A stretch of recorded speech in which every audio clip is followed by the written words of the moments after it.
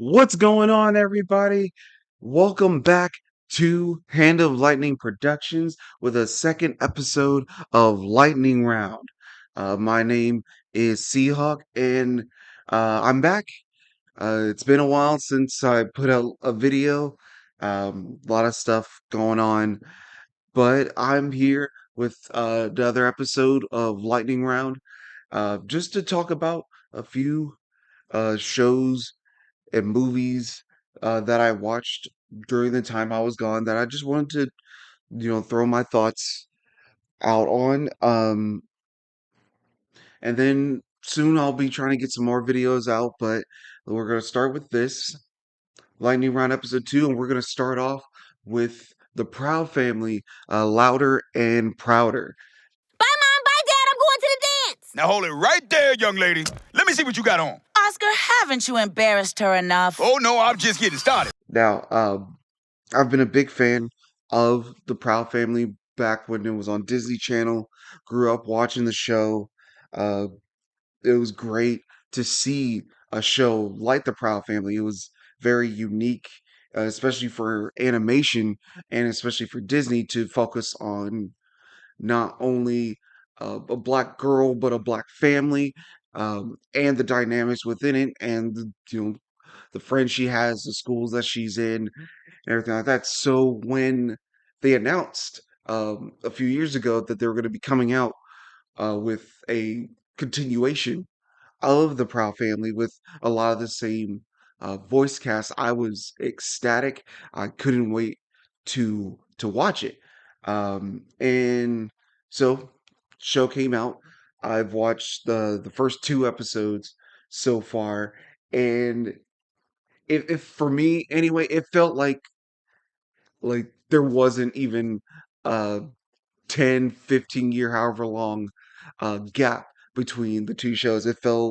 Right it felt like it just picked up right where the show left off. The humor, the characters all felt the same.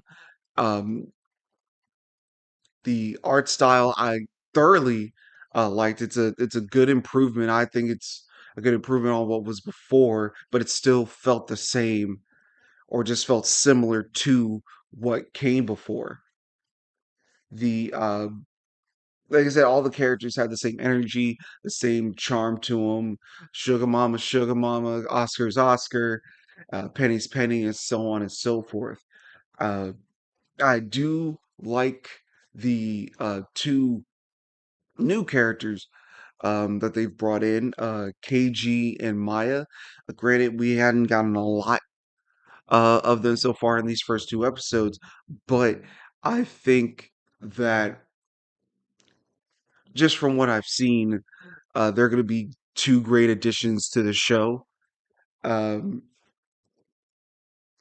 with that first episode, you got a lot more about Maya with Penny trying to, try to make her a new friend, but Maya is like against the grain, and everything like that. And it was good. It was really good. I think it was a nice way to just to restart uh, the Proud family, and it was a good first episode to just get everything back in order, reestablish the status quo with everything, seeing where everybody is in their lives.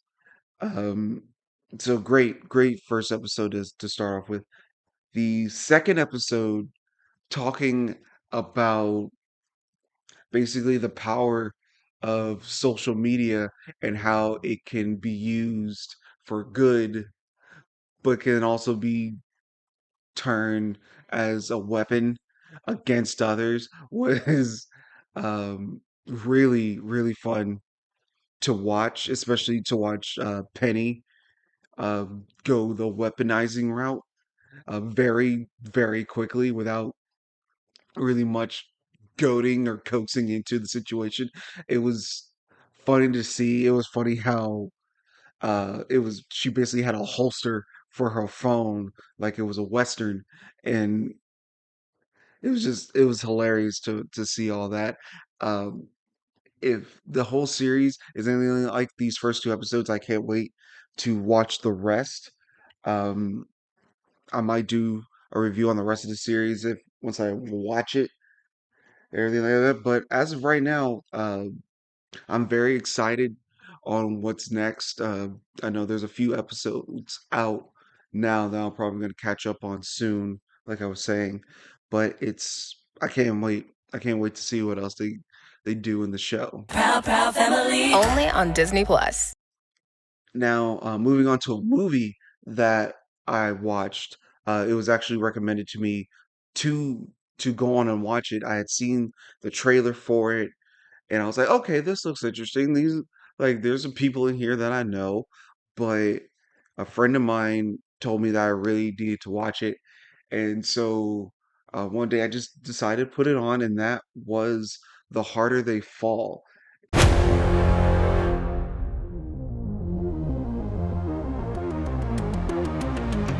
Opening.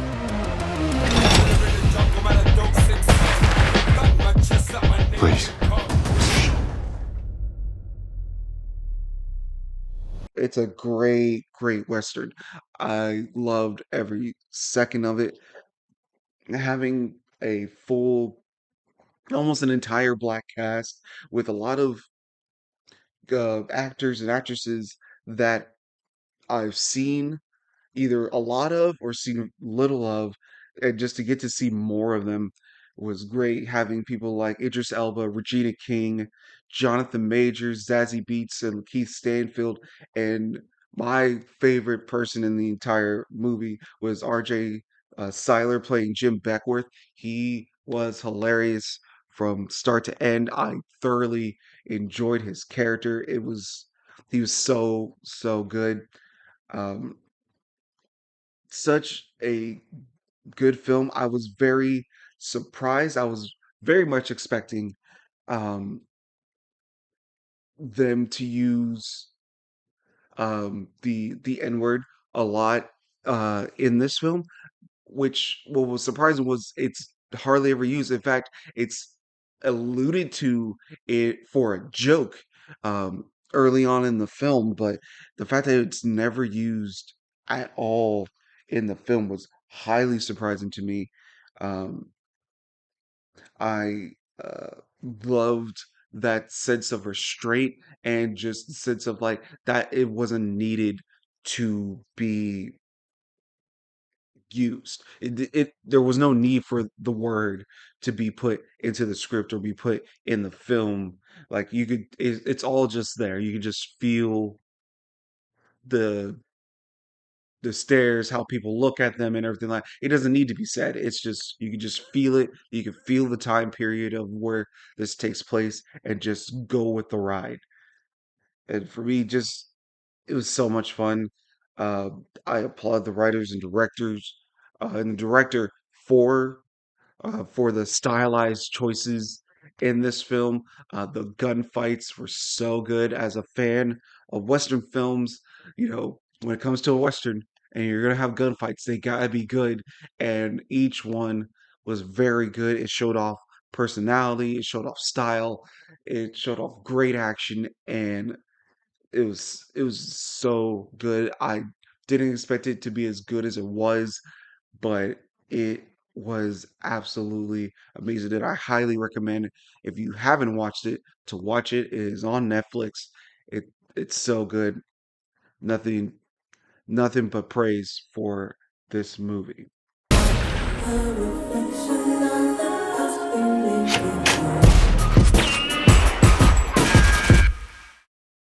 Now, finally, the last thing I'm going to talk about is a show that came out on Amazon Prime, which is The Legend of Vox Machina. Evil rises. Our only hope lies in these brave warriors. What the fuck? Right. Who else have we got?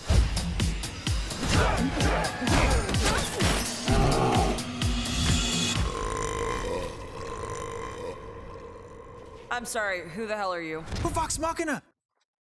This is a show that I was very, very skeptical on. Um, to do a show about D&D, just to do a show about Dungeons and Dragons was like, especially animated, is like I didn't know what to expect. I didn't know how well it was going to be received, and surprisingly enough, it was so good. Um, Now, up until this point, I have heard like whispers or just small things about Critical Role, mainly from people from Critical Role showing up on College Humor's Dropout Dimension 20 with Matt Mercer. That's how I found out about Critical Role, but I hadn't really watched any of their stuff. But I knew about them. I've seen videos from them on TikTok and people talking about them either on YouTube, Twitter, or whichever. And so I knew they were good. So again, I had pretty high expectations, but at the same time, very skeptical on how this show was going to go. And this show does not disappoint. To turn something like a tabletop role playing game, into an animated series was challenging in and of itself, but it paid off so well. Like to see how they took the aspects of the game and turn it into an actual script, to turn it into lines, to turn it into a beautiful setting with great, interesting, diverse characters was so surprising and well received. Like every character was enjoyable. The settings and sceneries are breathtaking and colorful, and the tone throughout the show can have you laughing loudly 1 minute and then have you terrified and suspenseful and anxious the next. Just so good. Uh, it was so good, in fact, that originally when I was gonna watch it, I was like, I was just gonna watch like maybe 1 or 2 episodes and just be whatever. But I ended up like binging through the whole thing within a week, and I was like, I had to finish it. I had to get to the next episode, and I'm so glad I did. It's such a good show. I would highly recommend it to anyone. It is on Amazon Prime. If you're a fan of Dungeons and Dragons D&D, I say watch it. Even if you aren't a fan of D&D, but you're a fan of fantasy and comedy, watch it. It's I can't give it any higher praise than that. I'd say it's on the levels of almost close to Arcane levels of good. But yeah, I'd say if you haven't seen it, go on and see it. Grog, you're hurt. No big question. Is this normal? Oh no. And that's gonna wrap it up for me. This has been Lightning Round episode 2. I am gonna try to get a the Batman review out soon. I'm actually gonna, as of this recording, I'm probably gonna try to record that next. So be on the lookout for that. And some other things that I have been meaning to get to, I'm gonna try to get to soon. Uh, If you like what you're hearing, what you're seeing, leave a like, subscribe. Give me any suggestions on anything you think I should watch to give a quick lightning round episode to, or even a full review on. Um, this has been Seahawk from Hand of Lightning Productions. And this has been Lightning Round episode 2. I'll catch you guys later.